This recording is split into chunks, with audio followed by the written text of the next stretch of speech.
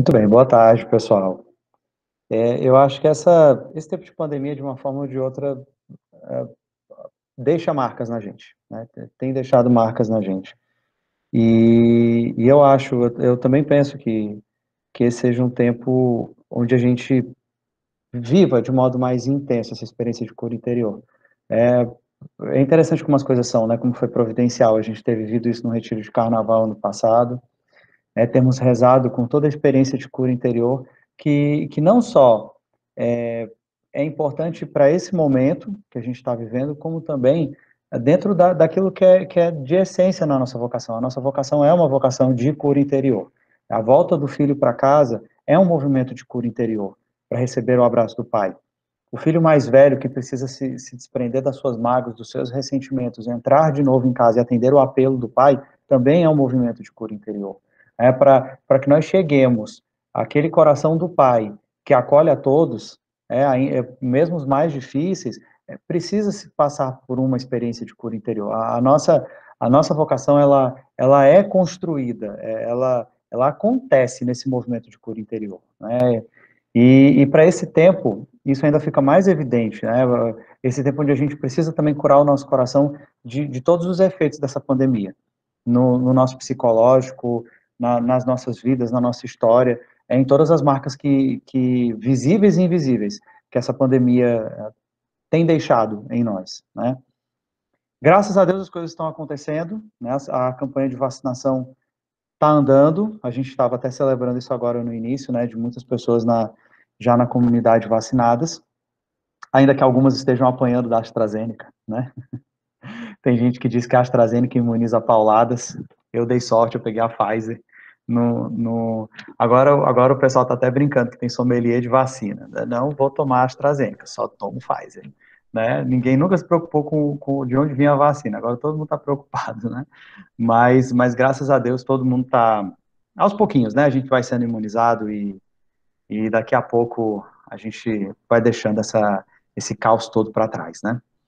E hoje é o seguinte, gente, hoje vamos falar sobre Eucaristia, né? Esse é um mês onde a gente tem várias festividades importantes dentro da igreja, já estamos abrindo aí o mês de junho, a gente já começou com a festa de Corpus Christi, vamos falar um pouquinho sobre ela agora no início. Temos ainda a solenidade do Sagrado Coração de Jesus, agora na próxima sexta, além, claro, das festas juninas, né? Vamos celebrar São Pedro, São João, enfim, nós teremos aí um mês bem, bem interessante na igreja, e vamos pedir esse Sagrado Coração de Jesus, ao corpo de Cristo, a Eucaristia, que venha trazer a cura que nós precisamos, né? Bom, sobre o tema de hoje, eu quero começar falando, né? Primeiro, nosso tema é este, né? Eucaristia, o tesouro da igreja. E como a gente vai falar nesse sentido, né? Eucaristia como tesouro da igreja, eu vou dividir minha fala hoje em dois momentos. Tá? O primeiro é bem curtinho. Eu quero só falar um pouco sobre a festa de Corpus Christi, porque às vezes a gente fala sobre, a gente vive as celebrações dentro da igreja, mas não sabe muito bem a origem delas. Então eu vou falar rapidinho sobre a festa de Corpus Christi, só para a gente saber de onde vem, né? Qual é a origem. E em seguida, nós vamos falar sobre a Eucaristia, só que eu resolvi, já que é um tesouro para a igreja, né? Eu resolvi falar sobre a Eucaristia a partir do magistério da igreja, a partir da fala de santos. Eu separei aqui algumas falas de santos sobre a Eucaristia e a nossa conversa hoje vai ser refletindo em cima delas, tá bom? Então, se vocês quiserem falar, se quiserem comentar como você viu essa frase, se essa frase mexeu com você, se o pensamento daquele santo é parecido com o seu, enfim, vocês podem colocar aqui no chat, vocês podem abrir o microfone, tá? E a gente vai conversando. Deixa eu primeiro falar sobre a festa de Corpus Christi, né? Vamos falar sobre a festa de Corpus Christi. Então, meu povo, quando é que ela começou? Começou no século XII, tá? Mais especificamente, eu botei errado aqui, 1964, não foi, né, meu povo? Foi em 1264, tá? Eu vou ajeitar esse slide. Vou abrir o slide e já bati o olho no erro. E aí começou como, né? Na verdade, essa festa começou em Liege, na Bélgica. Começou um pouquinho antes dessa oficialização, né, de ficar institucionalizado na igreja, a festa de Corpus Christi. Começou numa abadia, né, por conta da superiora de lá dessa abadia, chamada Santa Juliana de Monte Cornillon. Tá aí a imagem dela, né, vocês estão vendo aí no slide. Ela tinha um amor profundo pela Eucaristia, uma devoção, né, uma veneração muito grande ao Santíssimo Sacramento, E isso gerou nela um desejo de que houvesse na igreja uma festa especial em honra ao Santíssimo Sacramento. Então, ela começou esse movimento, né?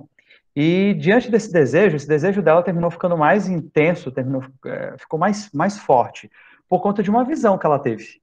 Aí o que eu cito aí no slide, nessa visão dela. E como é que foi essa visão que ela teve? Ela teve uma visão da igreja, como se fosse uma lua cheia. Uma lua cheia, né, bem brilhante, mas com uma mancha negra nessa lua cheia, nessa igreja luminosa. E o entendimento que ela teve é que essa mancha negra era a ausência da solenidade, dessa solenidade na igreja em honra à Eucaristia. Então, ela entrou em contato, basicamente, essencialmente com duas pessoas, principalmente com duas pessoas, tá, nesse período. Com o bispo de Liege e com um padre de lá. Às vezes tem uns textos que falam que ele era diácono, tá? Há algumas imprecisões nesses dados. Eu vou dizer padre, certo? Chamado Jacques Pantaleon, né? Em algumas traduções pode ser até Tiago, né? Que é a tradução de Jacques, né? Se você pegar uma Bíblia em francês, não tem a carta de Tiago, tem a carta de Jacques, né? É como se fosse uma tradução do nome. E ela comunica, né, a esses dois, e o tempo passa, né? Esse padre Jacques Pantaleon, ele vai virar papa depois, é o Papa Urbano IV. E o que aconteceu? Né? Ele ficava na região de Orvieto, era lá para o norte de Roma. E por volta de 1263, 1264, há imprecisões sobre isso, né? E aí, só para dizer para vocês, as visões de Santa Juliana de Montcornillon datam lá de 1209, tá? Então era bem no comecinho do século. Aí já era século XIII, na verdade, né? Bem no comecinho do século XIII. E aí o que acontece? Por volta de 1263, 1264, aconteceu um milagre em Bolsena, que era uma região de Roma próxima da onde estava o Papa. Então, o sacerdote, ele estava celebrando a missa e durante a celebração ele teve dúvidas sobre a transubstanciação, né, de que realmente o milagre acontece aqui, realmente é real, é o corpo de Cristo. Então, o que acontece? Durante a celebração, ele viu sair sangue, tá? E tanto sangue que o corporal ficou empapado, né? O corporal é aquele pano grande que o padre abre, né, para colocar as âmbulas, para colocar o cálice e tal. Então, tanto é que fica empapado, ainda é guardado esse corporal. Em 1264, ele foi levado em procissão. As pessoas fizeram uma procissão e levaram até o Papa, que estava ali próximo. Né? E aí, vendo esse milagre, né, contemplando o milagre, lembrou-se da Santa Juliana e também recebeu uma série de pedidos, de petições de bispos, por uma solenidade em honra à Eucaristia. E naquele mesmo ano, né, a conta, né, eu pego os dados aqui do Vatican News, diz que a procissão, né, foi levada em 19 de junho de 1264 até o Papa Urbano IV, e já em setembro, no dia 8 de setembro, ele fixou a data, ele anunciou, né, por meio de uma bula, essa festividade. Quando é que ela acontece? Uma data certa para acontecer, ela depende da Páscoa. Né, é uma daquelas datas de calendário móvel, a gente sabe, Corpus Christi sempre cai numa quinta, mas sempre cai num dia diferente da semana. Desculpa, num dia diferente, num dia mesmo, né? Um dia diferente do mês de junho. Por quê? Porque é o seguinte, ela acontece sempre, assim, ó, a gente tem uma Páscoa, 7 semanas depois, nós temos a festa de Pentecostes, né? Logo em seguida, depois do Pentecostes, nós temos a solenidade da Santíssima Trindade. Depois da Santíssima Trindade, que foi domingo agora, a quinta-feira seguinte é a festa de Corpus Christi. E o que é interessante, o que é característico do Corpus Christi, é que é uma celebração onde o corpo de Cristo sai da igreja. É como se a Eucaristia fosse ao encontro das pessoas. E isso, inclusive, está no direito canônico, no Código de Direito Canônico, sempre dando essa instrução de que, quando possível, fazer procissão. Foi possível fazer? Faça a procissão. Porque nessa solenidade a gente também tem esse movimento da Eucaristia indo ao encontro das pessoas. E por conta disso, também criou-se uma outra tradição, as pessoas, já na Idade Média, isso é medieval mesmo, desde aquela época do início da festa, as pessoas enfeitavam as ruas por onde passavam, né, em sinal de respeito, em celebração à passagem da Eucaristia, de Jesus Eucarístico. E aí isso começou a ficar mais forte, né? Criou-se uma tradição muito forte na Península Ibérica, principalmente em Portugal, de se fazer aqueles tapetes, de se colocar pó de serragem no chão para deixar mais bonito o ambiente. E essa tradição terminou chegando aqui, que é muito popular no Brasil, né? O pessoal faz metros e quilômetros, né? Dependendo da região digamos assim, de tapetes para a passagem de Jesus Eucarístico. Então essa resumidamente, a história da festa de Corpus Christi. Então, você vê aí que é uma festa da Idade Média ainda, né? E tudo começa com a visão de uma santa, né? Que terminou caindo nos ouvidos certos, né? E aí, diante do milagre, o Papa Urbano IV terminou se lembrando de tudo que ele já havia ouvido da própria Santa Juliana. Ela já era falecida, ela faleceu, se eu não me engano, em 1257, 1258, mais ou menos. Então, coisa de 6, 7 anos depois, é instituída a festa que Santa Juliana tanto buscou, né, e que fazia parte da visão dela. Bom, aí eu vou pular agora, né, dito isto, sobre a festa de Corpus Christi, eu quero trazer o que o magistério da igreja nos fala, pelo menos um pouco, né, do que o magistério da igreja nos fala sobre a Eucaristia, tá? E aí eu quero só, antes de entrar nessa parte, eu quero só citar uma coisa. A gente falava agora, né, o Boni falava aí dessa saudade, né, da Eucaristia. E para nós na comunidade, acho que foi uma experiência, tem sido, né, uma experiência muito rica, a gente começar as nossas orações comunitárias com o Santíssimo. Eu acho que tem sido mais eficiente, eu acho que tem nos ajudado a viver mais do que qualquer outro tipo de oração que a gente fizesse. A gente sempre tentava pensar numa dinâmica, ou fazer um dia começava mais animado, outro dia puxava um pouco mais para a oração, tentava de um jeito, tentava de outro, mas começando com a adoração ao Santíssimo, eu acho que deixou também a vivência nas nossas reuniões, assim, fez com que a nossa experiência fosse mais sólida, fosse mais viva, fosse mais firme. Eu acho que uma oração a oração diante do Santíssimo representou para nós uma oração de maior força, de maior ânimo para nós na comunidade. Tanto é que essa era uma das coisas que a gente até falava sobre a entrada de Carlo Acutis como um dos nossos baluartes, né? De que o grande presente que ele vem nos trazer é a Eucaristia. E nesse movimento da entrada do Carlo, né, na nossa vocação, a gente terminou se voltando muito para a Eucaristia. Inclusive, consequência disso são as nossas reuniões iniciadas com a adoração ao Santíssimo. A gente sabe que o meio virtual tem nos ajudado a passar pelo pior, né, desse período todo. No entanto, a gente sabe que não substitui uma adoração, né, uma adoração física, uma adoração presencial. Então, o que eu digo para todos nós, né, é que quando nós tivermos a oportunidade, a gente vá para uma adoração presencial, porque não há como explicar, é difícil explicar, mas acontece ali algo diferente, né? A gente sente, a gente tem uma experiência diferente, a gente tem uma experiência muito mais sólida, a gente tem uma experiência muito mais intensa quando a gente está numa adoração presencial, né? Ainda que hoje a gente tenha todas as limitações, enfim, né? Não vou nem parar aqui para a gente falar sobre isso, porque já falamos muito, né? Mas hoje, já aproveitando a celebração do Corpus Christi, a gente faz um convite. E aí, nesse convite, nós vamos passear agora um pouquinho pelo magistério da igreja, para que a gente olhe de novo para a Eucaristia. Inclusive, no final, tem uma frase de uma baluarte nossa, um textozinho de uma baluarte nossa que eu acho muito significativo e acho que também é muito verdadeiro quando a gente olha quem escreveu, tá? Mas eu vou deixar para falar lá na frente. Então, vamos lá. Primeiro, eu vou para uma coisa lá do século I. Vamos lá para o século I. Vamos para Didaquê. O que é Didaquê? Didaquê é um texto da igreja primitiva do século I.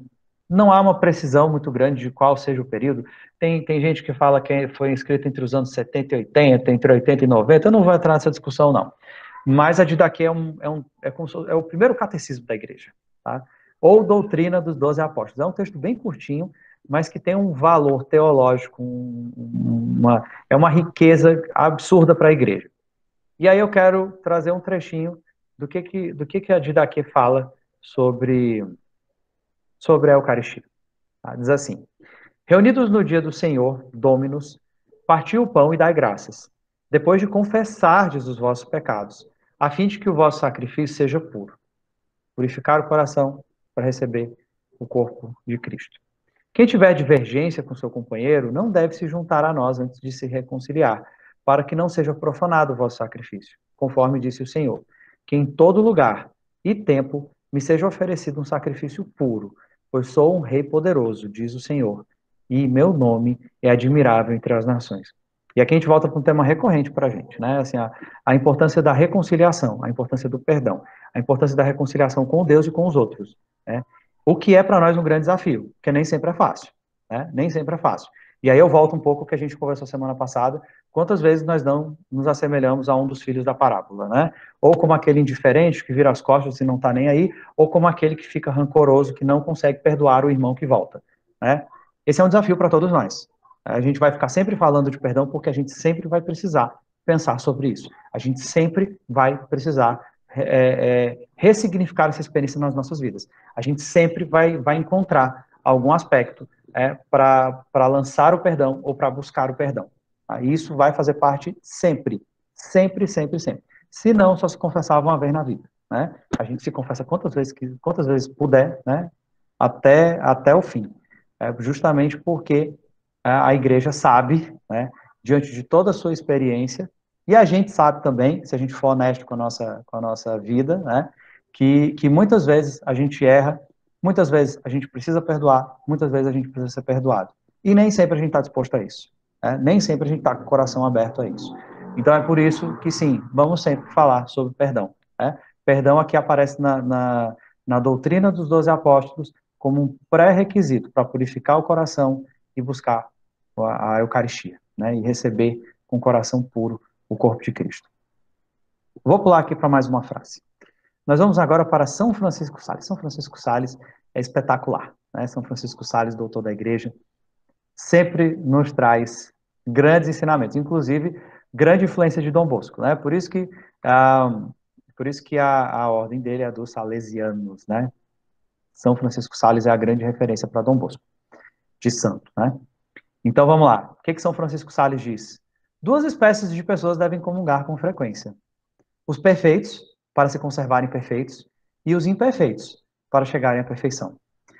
A gente percebe aqui na fala de São Francisco Sales que a Eucaristia serve para todos os momentos. Quando você está bem e quando você não está bem. Se você está bem, comungue, para que você permaneça bem, para que você permaneça firme, para que você mantenha viva a sua fé. Se você não está bem, então comungue, porque ela vai te ajudar a chegar na perfeição. Né? Ela vai te ajudar a ficar bem, né? Digamos assim. Então, independente do momento, porque muitas vezes a gente fala da Eucaristia como um remédio. Então, a gente, então quando eu estou bem, talvez eu nem precise tanto. Não, você precisa dela. Se você estiver bem, para você ficar bem, continuar bem, e se você não estiver, também serve. Também é importantíssimo para que você chegue à perfeição. É o que nos ensina o doutor da Igreja, São Francisco de Sales. Vou aqui para mais uma, tá? Vamos falar um pouquinho sobre... Vamos ver o que São Bernardo nos conta. Essa aqui eu achei muito bonita, essa frase de São Bernardo. Quando Jesus está presente corporalmente em nós, ao redor de nós, montam guarda de amor os anjos. Assim como a gente imagina os anjos ao redor do sacrário, guardando, protegendo o corpo de Cristo. São Bernardo diz que isso também acontece conosco. Né? Os anjos montam guarda de amor ao redor de nós, quando Jesus Eucarístico está presente. Né? Olha só como essa aqui eu achei forte, assim, né? No ponto de vista da espiritualidade, né? De você estar rodeado por anjos, cuidando do corpo de Cristo que está em você, né? Você termina se transformando num sacrário ambulante, né? Não tanto quanto Maria, mas a gente também passa um pouco por essa experiência. Santo Ambrósio, o que nos diz? Eu, que sempre peco, preciso sempre do remédio ao meu alcance. E aqui a gente puxa um pouco o que a gente conversou semana passada, né, sobre a parábola do Pai Misericordioso. Não chegaremos ao ponto em que vamos dizer, está tudo bem, estou muito santo. Os protestantes têm muito esse costume de dizer, quando eu me converti, né? E conversão é um processo. Conversão é um processo e não é um processo não é um processo ascendente. Não está sempre subindo, não. Você sobe, desce. A gente tem só que subir mais do que desce. Esse é o segredo, né? Porque senão a gente se frustra com as nossas faltas, com as nossas quedas, pensa que não dá, pensa que não é pra gente, pensa que é tudo uma ilusão, que é tudo uma mentira, vamos embora. E na verdade não é. Olha só, Santo Ambrósio vem nos dizer, eu que sempre peco, preciso sempre do remédio ao meu alcance. Nós nunca vamos sair, ao longo desta vida, da condição de pecadores. Por mais que a gente insista nessa ideia, né? Aliás, a gente precisa insistir nessa ideia, porque é algo que muitas vezes a gente não consegue entender no dia a dia, na nossa vida prática. Às vezes, nas nossas quedas, quando a gente percebe que está num determinado pecado, que não consegue superar determinada dificuldade, a gente desanima. A gente desanima como se fosse o fim, a gente desanima como se o caminho não fosse para a gente. Né? E se os santos pensassem assim, não teríamos santos na igreja. Né? Não teríamos magistério da igreja, não teríamos nada.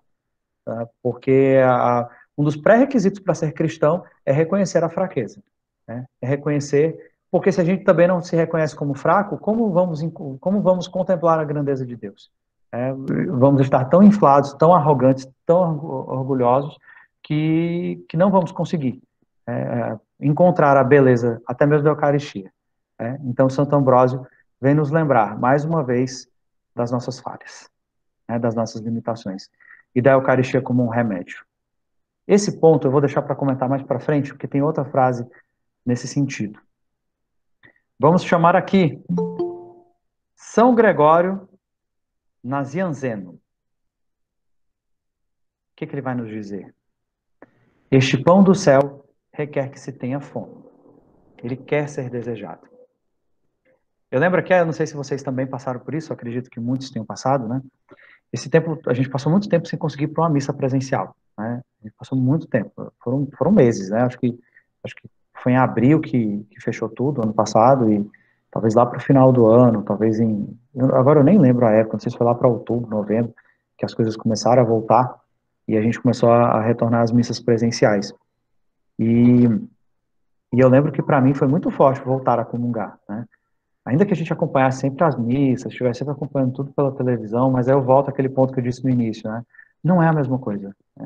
É difícil explicar, mas não é a mesma coisa. Né? E para mim foi uma emoção muito grande voltar a receber a Eucaristia. Né? E aí eu percebi essa fome.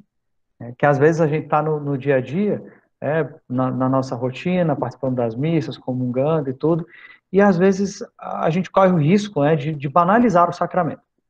Se torna uma coisa tão corriqueira, tão normal, tão do dia a dia, que a gente não percebe a força que aquele sacramento tem no nosso dia, que aquele sacramento tem na nossa vida. Nesse sentido, né, foi importante perceber essa fome, perceber esse desejo, que às vezes fica adormecido na nossa rotina. Né? E aqui eu não estou dizendo que essa situação toda de pandemia, eu particularmente não compartilho do pensamento de que a pandemia veio nos ensinar. Né? Eu acho que a gente tem sempre que aprender diante das circunstâncias da vida. Né? Uma desgraça dessa sobre a humanidade para ensinar. Muita gente não aprende, né? Muita gente continua sem aprender, com pandemia ou sem pandemia. Eu, particularmente, não gosto muito desse pensamento, mas eu acho que a gente tem que olhar para as situações que a gente vive, para os desafios que a gente enfrenta na nossa vida e tentar encontrar ali algum ensinamento. Né? Não que as coisas sejam feitas exatamente para você ter aquele ensinamento. Né?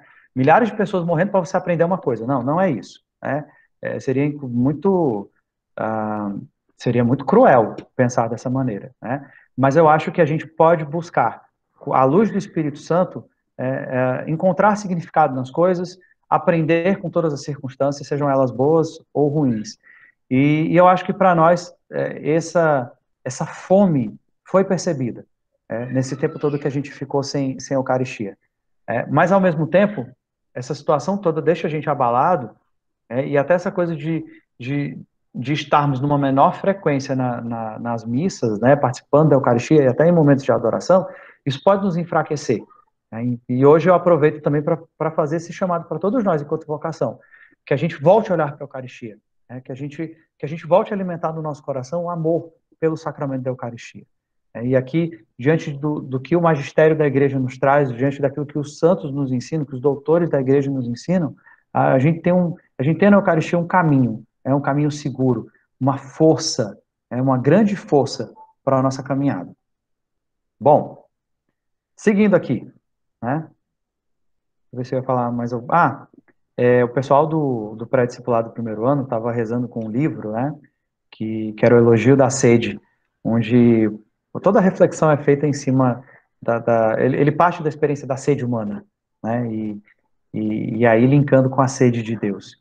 E de fato, em nós existe essa sede, existe essa fome. E essa frase de São Gregório nos faz um convite para que a gente, no nosso momento de oração, quando a gente parar um pouquinho depois, a gente olhe para o nosso coração, para a nossa vida e tente identificar essa fome, essa sede de Deus. Né? Porque, como ele diz aqui, ele quer ser desejado. O pão do céu requer que se tenha fome. A gente tem fome hoje da Eucaristia? Né? A gente realmente deseja essa experiência com a Eucaristia na nossa vida? Né?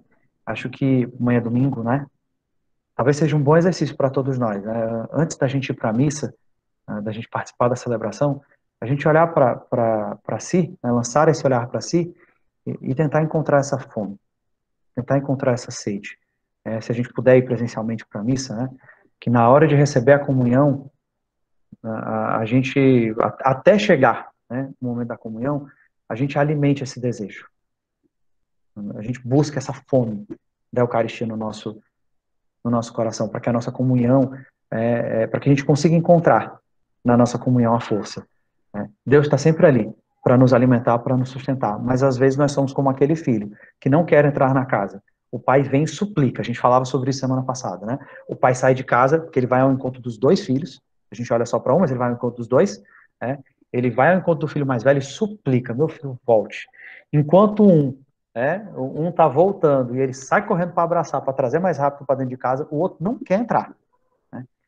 Então, que nós não sejamos assim, que nós não cheguemos lá com o coração fechado, né? Mas que a gente vá com desejo, com fome, com sede da Eucaristia.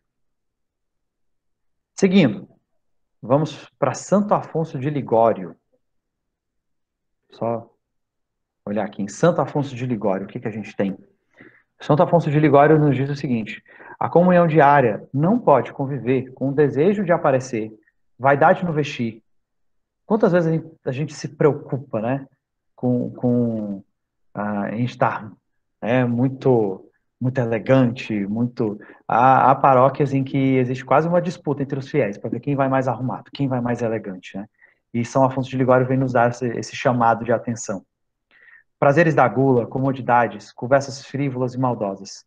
Exige oração, mortificação, recolhimento. Porque sem oração, mortificação, recolhimento, a gente não vai ter fome. A gente não vai ter fome. A gente não vai desejar a Eucaristia. A igreja vai ser um clube social, né? Onde eu vou lá, cumpro minhas obrigações e vou embora para casa. Quantas vezes a gente vê essa experiência na igreja? Quantas vezes a gente mesmo não está vivendo isso? Né? Uma formalidade. A Eucaristia é aquela obrigação que eu tenho na minha semana. Não é a busca por algo que eu desejo, por algo que eu sinto fome.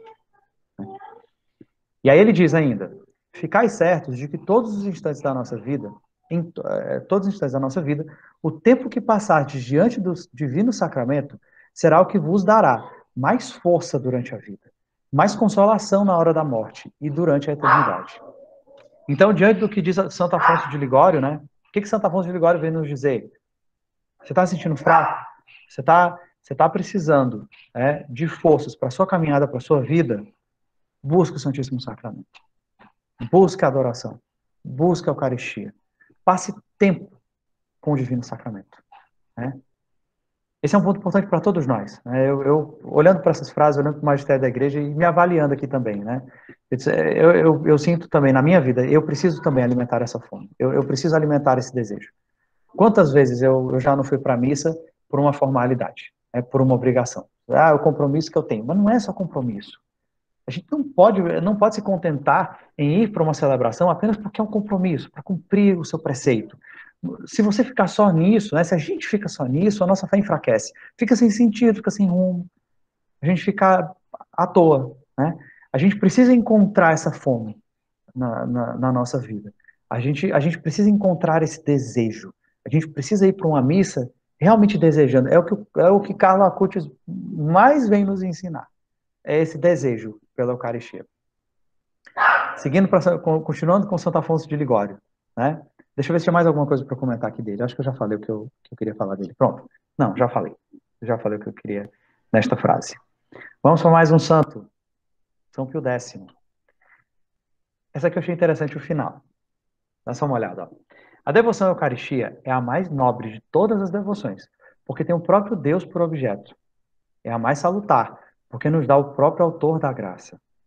É a mais suave, pois suave é o Senhor. Se os anjos pudessem sentir inveja, nos invejariam, porque podemos comungar.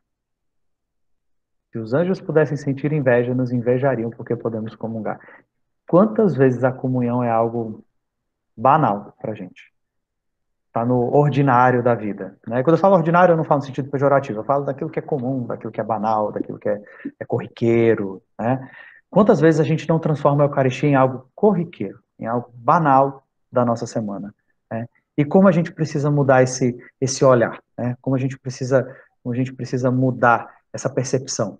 Como a gente precisa, eu vou ficar sempre repetindo isso, tá? Na fala de hoje. Como a gente precisa encontrar no nosso interior essa fome e essa sede da Eucaristia. Se os anjos pudessem sentir inveja, nos invejariam porque podemos comungar. Né? Quantos cristãos não conhecem a Eucaristia?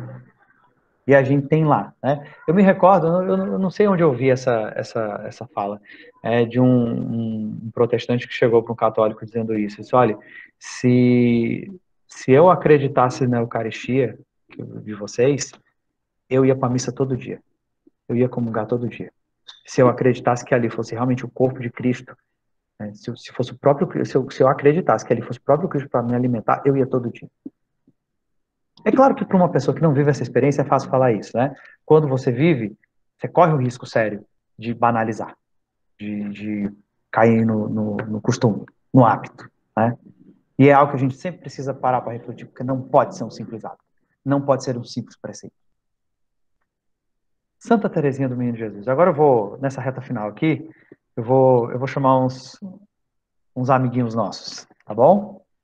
Olha o que diz Santa Teresinha do Menino Jesus. Não é para ficar numa âmbula de ouro que Jesus desce cada dia do céu, mas para encontrar um outro céu, o da nossa alma, onde ele encontra as suas delícias. E aqui eu puxo um pouco para a festa de Corpus Christi. Na festa de Corpus Christi, o que o próprio Código de Direito Canônico aconselha é que a Eucaristia saia em procissão. É Jesus que sai do sacrário ao encontro do povo.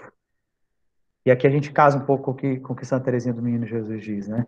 Que Jesus não desce cada dia dos céus na celebração eucarística para ficar numa âmbula de ouro. Não é isso que ele quer. Ele não quer ficar numa âmbula de ouro. Ele quer encontrar a nossa alma. Ele quer encontrar o nosso coração. E ela continua dizendo, quando o demônio não pode entrar com o pecado no santuário de uma alma, quer pelo menos que ela fique vazia, sem dono e afastada da comunhão. Quando o demônio não pode entrar com o pecado no santuário de uma alma, quer pelo menos que ela fique vazia, sem dono e afastada da comunhão. E como a gente fica vazio, né? Como a gente fica vazio e sem dono quando a gente se afasta da experiência da Eucaristia, da experiência eucarística.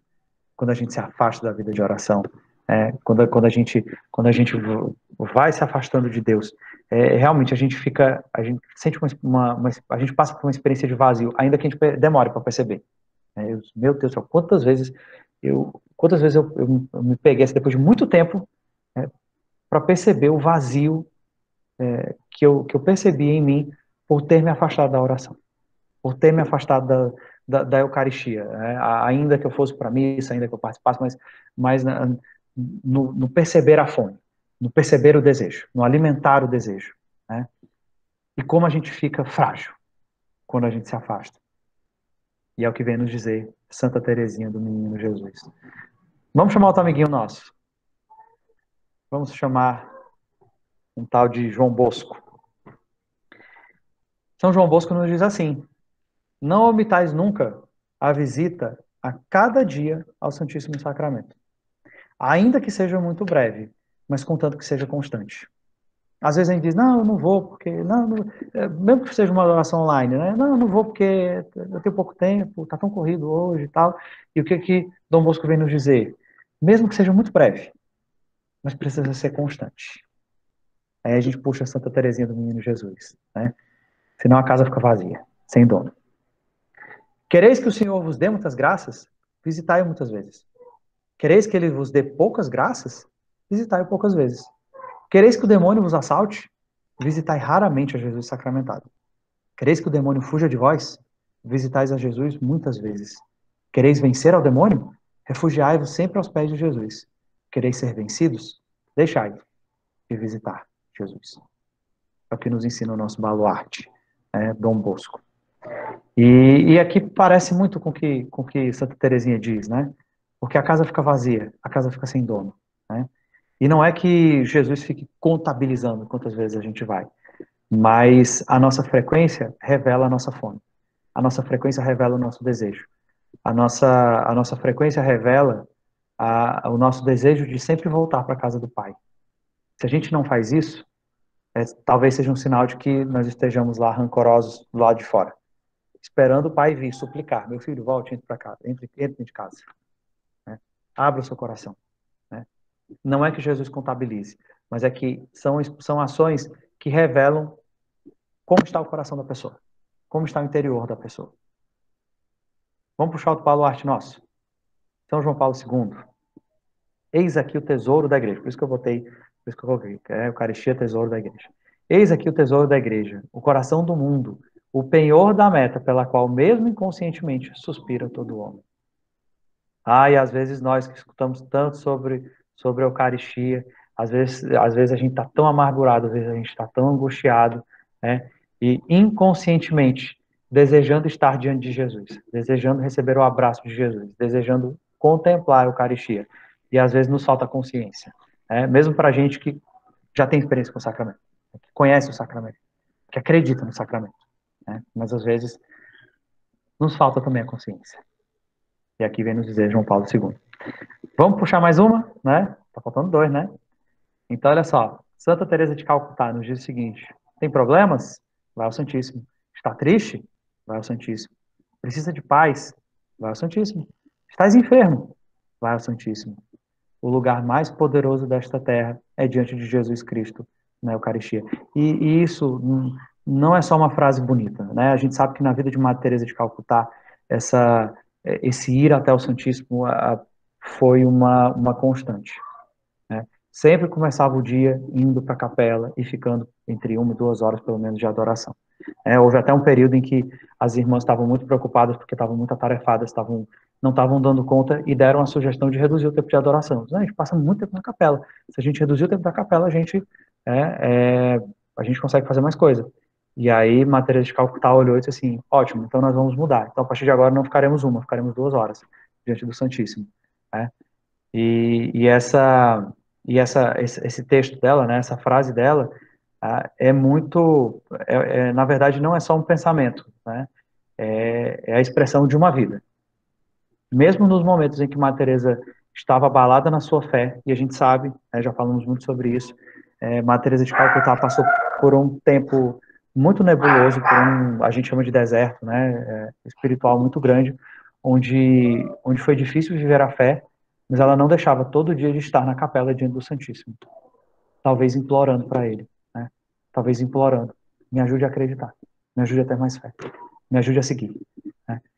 Eu me recordo muito lançaram depois, né, umas cartas que ela escrevia para um padre, né, desabafando em confissão também, né? E ela dizia, em um dos trechos ela diz: eu não sei nem se o Sagrado Coração de Jesus a quem eu entreguei minha vida realmente existe. Mas ela estava todo dia diante do Santíssimo. Né?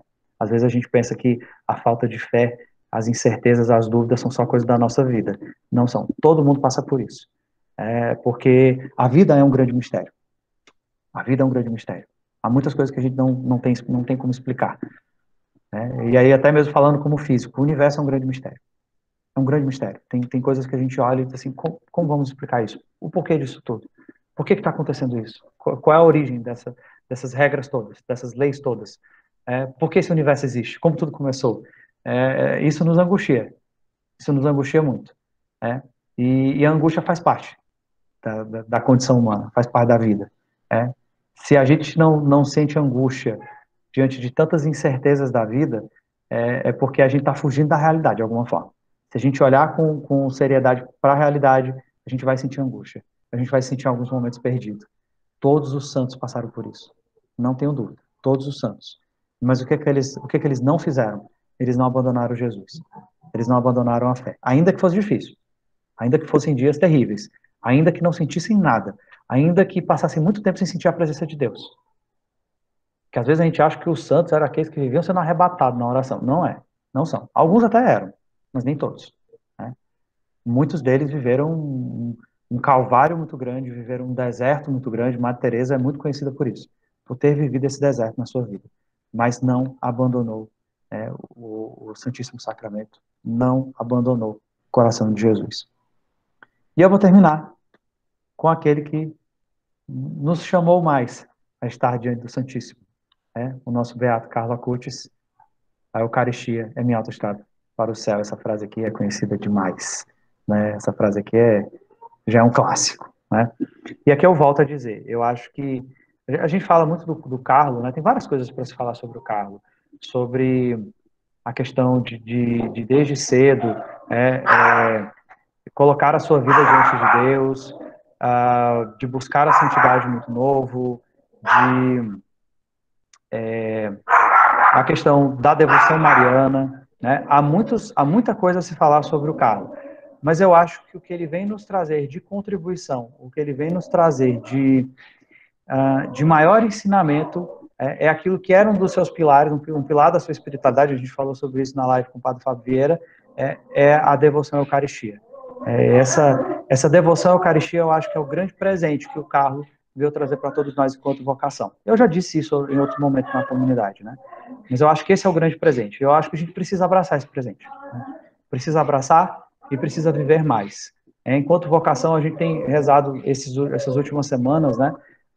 O que a gente sente na oração, né, nas orações, é que todos nós estamos precisando nos fortalecer mais na fé. Precisamos estar mais firmes na nossa vocação. Né? E aqui, falando sobre a Eucaristia, vamos nos colocar, então, nessa semana, vamos buscar na nossa rotina, no nosso dia a dia, estar diante de Jesus. Né? E aí eu volto aqui para a Madre Teresa, né? Está com problemas, triste, precisa de paz, está enfermo, vá ao Santíssimo. Né? Que seja um convite para todos nós, para que a gente encontre a fome e a sede de Deus novamente. Né? E aí eu finalizo minha fala por aqui com este convite, né, para que todos nós vivamos mais a Eucaristia na nossa... Possamos trazer mais a Eucaristia para a nossa rotina, né? Mas que a nossa vivência não seja corriqueira, né? Que a gente alimente todo dia a nossa fome, a nossa sede e o nosso desejo de Deus.